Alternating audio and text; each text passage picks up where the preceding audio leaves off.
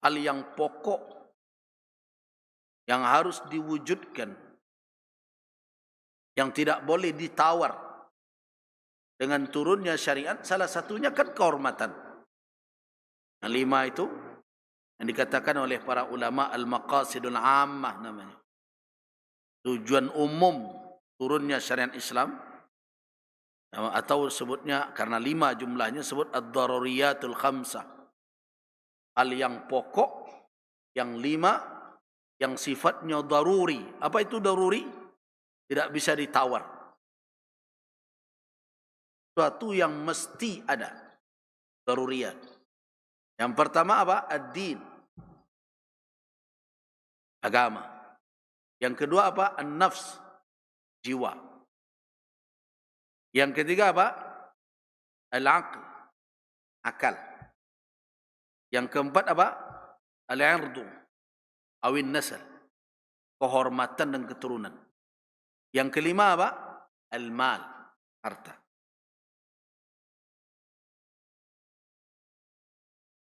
Jadi untuk apa syariat Islam ini diturunkan? Untuk menjaga yang 5 itu. Jaga agama,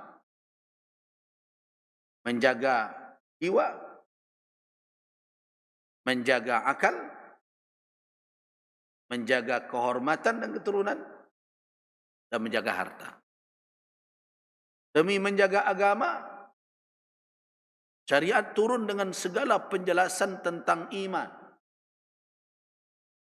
tentang tauhid, dan segala hal yang merusaknya. Dan ada hukuman untuk orang-orang yang merusak tauhid, yang mencaci Nabi, yang merendahkan agama, yang melakukan istihza, memperolok-olok agama Allah. Bahkan ada hukuman untuk orang yang murtad dari dalam rangka menjaga din, agama. Dalam rangka menjaga jiwa,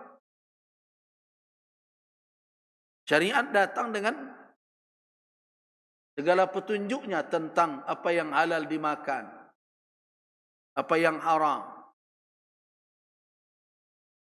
perbuatan-perbuatan yang menimbulkan kebinasaan kepada diri diharamkan, dan bahkan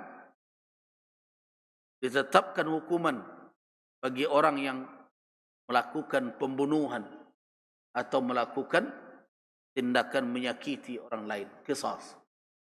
Dalam rangka menjaga apa? Yang ketiga, dalam rangka menjaga akal, Allah Subhanahu wa taala menurunkan ilmu, memberikan garis yang jelas mana yang mesti dipikirkan dan harus dipikirkan, dan mana yang bukan ranah pemikiran. Ini akal yang diciptakan ini diberikan oleh syarak ruang berfikirnya. Selagi akal ini masih berada dalam ruangannya, luruslah dia, sehat dia. Tapi kalau sudah meloncat dia ke ruang yang tidak ruang dia, rusaklah dia. Makanya kalau ada akal ini diajak berfikir tentang yang gaib, menerawang kegaiban, maka pada waktu itu akal sudah dibawa keluar dari batas kemampuan. Akal dalam perkara gaib menyerah kepada wahyu, memahami petunjuk wahyu. Itu perannya. Tapi kalau untuk menemukan hakikat kegaiban dengan akalnya, tidak lagi dalam jangkauannya. Kalau dibawa akal ke sana, mabuknya tuh. Jadi kalau ada orang tanya, bagaimana menjaga akal? Yang pertama adalah ajak dia untuk tetap aktif dalam ruangnya. Selama akal itu masih di dalam ruangnya, maka dia menjadi akal yang sehat. Kalau sudah loncat dia ke ruang yang tidak lagi dalam kemampuannya, maka bisa putih tali satu, tali dua. Itu jadinya.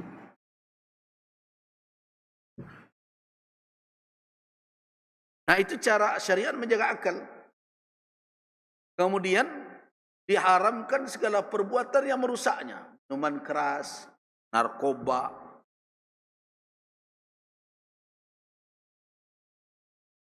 Termasuk juga apa? Berdebat dengan orang bodoh. Kan dilarang juga oleh syariat. Kenapa? Itu membuat akal menjadi tidak berfungsi. Dan itu kalau berhadapan dengan orang tidak mengerti, ya sudah. Wa'arid anil jahilin. Berpaling saja.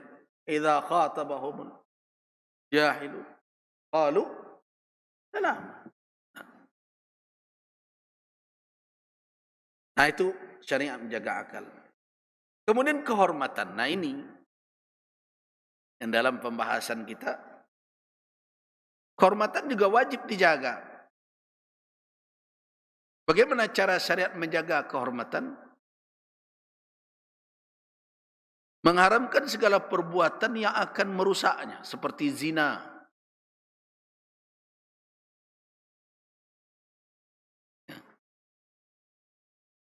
Menyingkapkan aurat.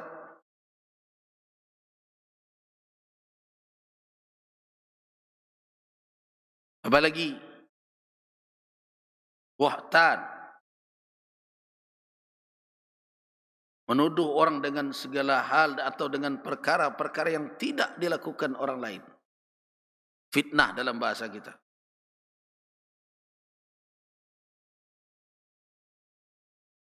Apalagi dilarang berkhulwat. Itu dalam rangka apa? Jaga kehormatan. Diberikan batasan yang jelas tentang apa? Tentang mahram dan lainnya. Semua itu dalam rangka menjaga kehormatan. Kalau semua itu sudah diberikan garis dan tidak dipatuhi, dilompati itu, apa yang rusak? Kehormatan. Khalwat misalnya,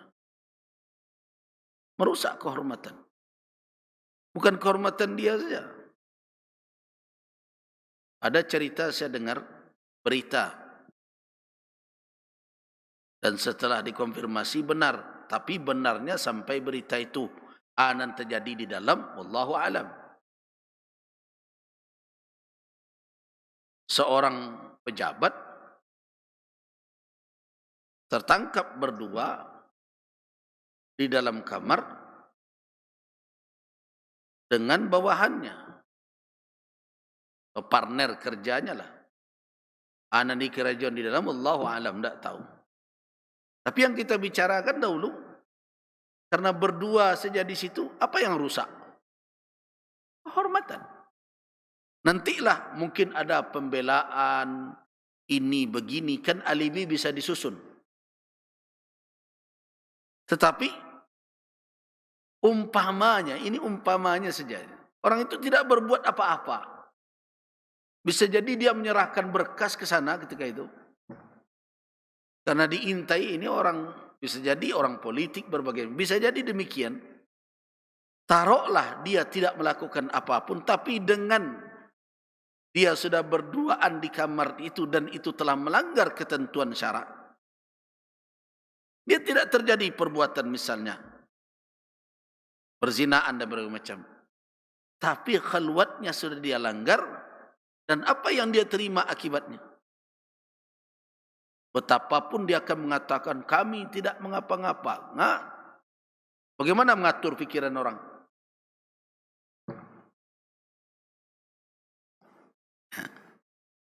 Bagaimana melarang orang bicara?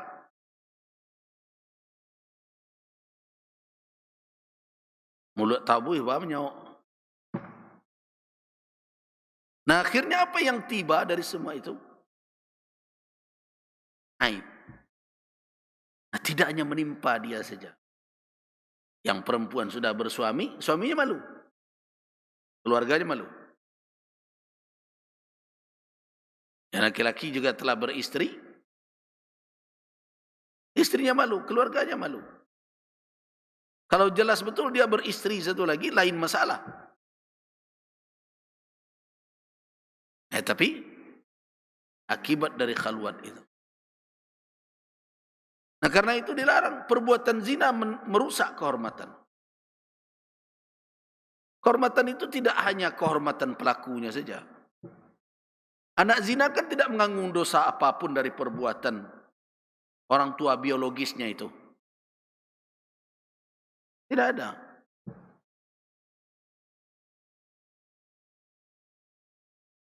Tapi ketika itu terjadi, ada satu yang tidak bisa ditolak oleh anak zina. Apa itu? Bahwa dia terlahir dari perzinaan. Apa menolaknya?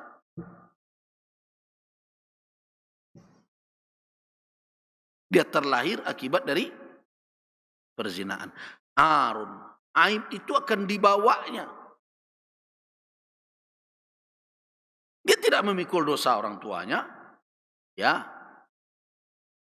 Tapi aib itu akan disandangnya terus. Orang mencari jodoh, bertamu. Oh, nakku elok berbagai macam. Kemudian dalam babisik. Itu kali jadi menantu batu. Nya dulu apa lah dulu bajak berjawi itu. Nah, apalagi yang wanita perlu wali dan berbagai macam. Sudah dipertanyakan orang.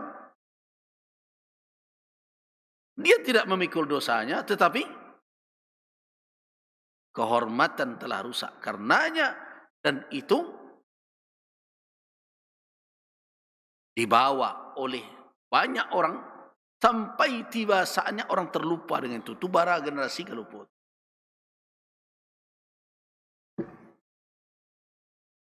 Ya, kita ambil saja contoh. Orang kalau berpacaran, anak muda pergi kemana-mana, ya tidak mengapa-ngapa. Tapi sudah ke sini, sudah ke situ, sudah nampak di foto dan berbagai macam, ya.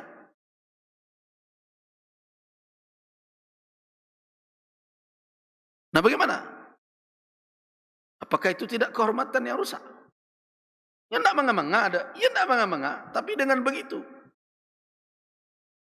sudah dia tidak diredai oleh Allah karena perbuatannya itu. Yang kedua apa lagi? Kehormatan dirinya, kehormatan orang tuanya.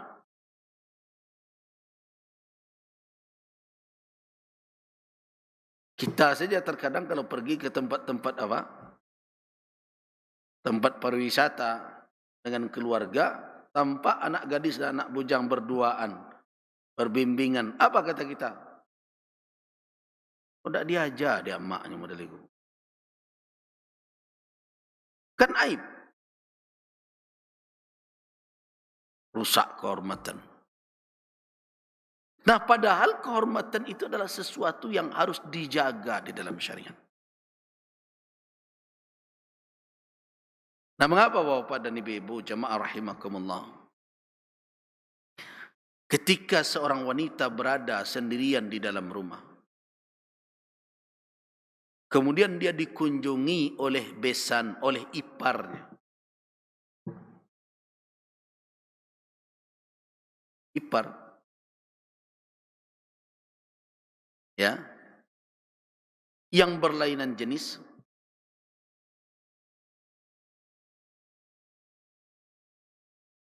yang berlainan jenis. Misalnya, seorang wanita punya saudara perempuan, sudah sama menikah. Wanita tadi dikunjungi oleh suami kakaknya atau suami adik. Dia sedang sendiri. Ada kan besannya. Nah, Apakah boleh? Tidak dibolehkan. Kenapa? Ketika ditanya kepada Nabi, itu kan besan ya Rasulullah. Ya sudah, yang besan itu maut, kata Nabi.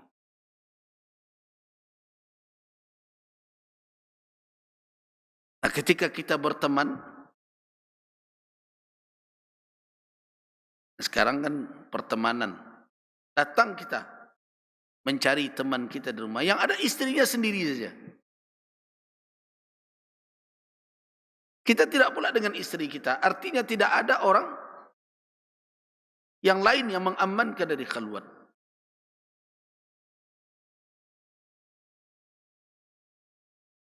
Nah, pada waktu itu kenapa tidak dibenarkan? Karena kehormatan. Nah, begitu Islam menjaga kehormatan.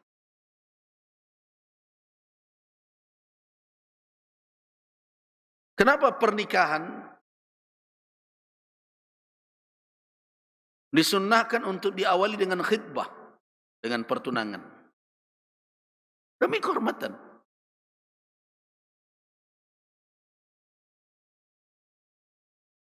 Dan kenapa khitbah itu, pertunangan itu tidak disorakkan kepada orang lain? Berbeda dengan awak. Awak kalaulah pinang meminang, heboh orang sekampung.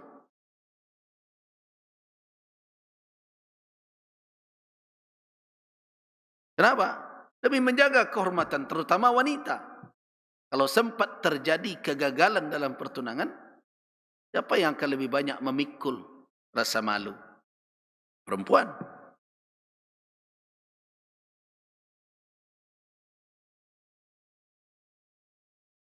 Nah, apakah tidak cukup syariat memberikan petunjuk untuk menjaga kehormatan kita? Amar Rasul lebih dari cukup.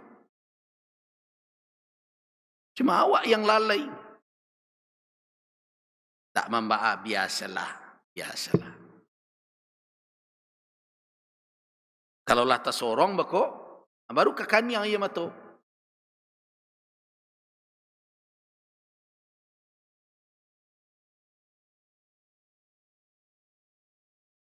Nah, kalau kehinaan yang sudah datang, itu bagaikan azab.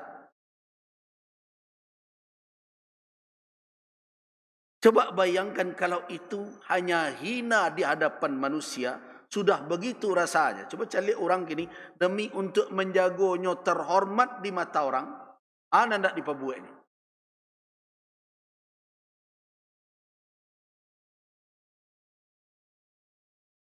Baduto pun tidak bahan, yang penting dia terhormat di mata orang. Kan itu gaya orang sekarang. Karena itu betapa banyak kebohongan-kebohongan untuk menutupi kebohongan yang lalu. Supaya jangan hina. Itu baru perkara kehinaan di hadapan manusia. Nah, orang yang beriman kan ukuran hina itu kan bukan hanya pandangan nas. Bukan pandangan manusia saja.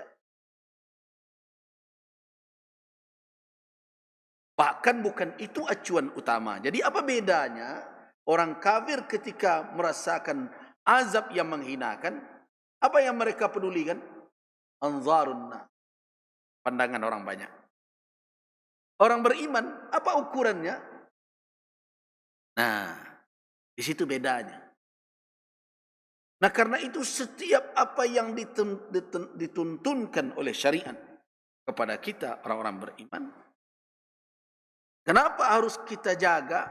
Karena itu akan merusak kepada 5 hal. Kalau kita tidak patuhi. Tadi bicara kehormatan.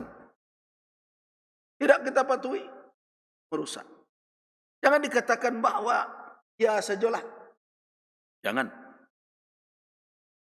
Akibatnya nanti kita akan malu di hadapan Allah. Dan itu adalah kehinaan yang tidak terobati. Kenapa? Kalau hina di hadapan manusia, suatu saat ada obatnya. Yakinlah. Kenapa? Karena izzah, kemuliaan bukan dari manusia datang. Itu makanya kita disuruh. Rasul disuruh dan suruh kita. Mengucapkan apa? Allahumma malikal mulk. tu'til mulka man tasha' wa tanzi'ul mulka mimman tasha' wa tu'izzu man tasha' wa tudhillu man tasha' biyadikal khair innaka ala kulli syai'in qadir. Nah itu makanya orang-orang yang beriman ukuran izzah dan hina, ya, ukuran mulia dan hina bagi orang yang beriman bukanlah anzarun nas, standar utama bukan pandangan orang.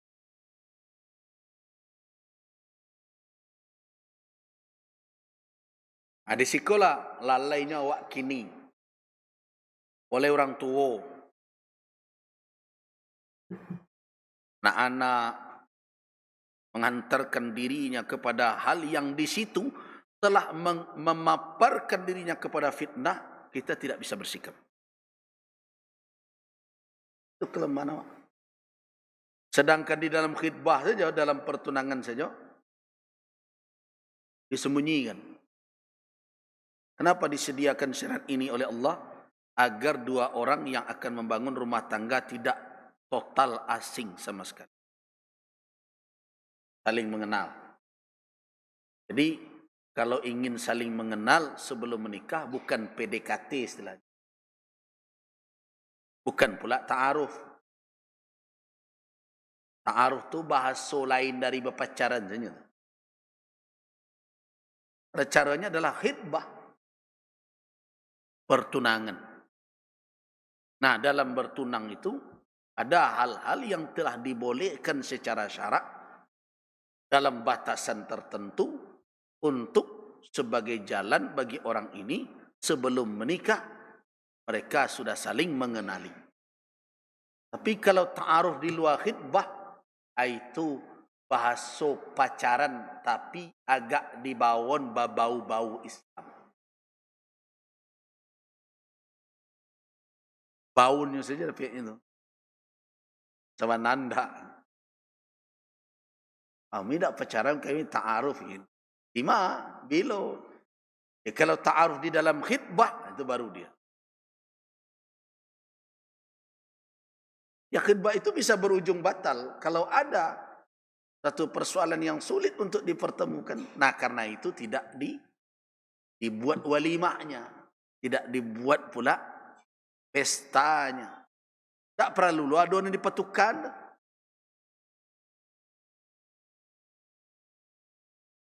Ipasawe lo tandonyo. Dalam syarat tidak disyaratkan.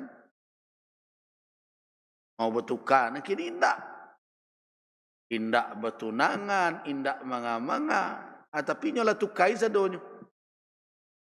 Tukar cincin dan tukar aja leh. Itu orang tua galak saya mencari itu. Di mana tanggungjawab awak sebagai orang tua kelak di hadapan Allah SWT. Coba pikir-pikiran itu. Saya selamat. Itu dalam rangka menjaga kehormatan itu. Nah, kemudian yang keempat, yang kelima apa lagi? Harta. Nah, bagaimana syariat menjaga harta? Syariat menurunkan aturan di dalam mengelola harta. Mana yang halal, mana yang haram.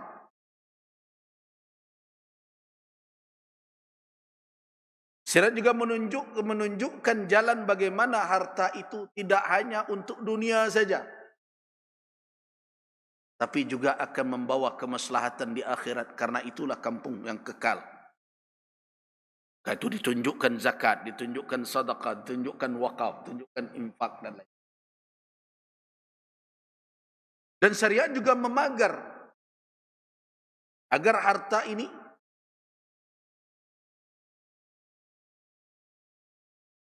tidak membawa kemudaratan. Karena itu dilindungi dia dari berbagai macam tindakan perampasan, pencurian dan berbagai. Ada hukum atas siapa yang melakukan itu.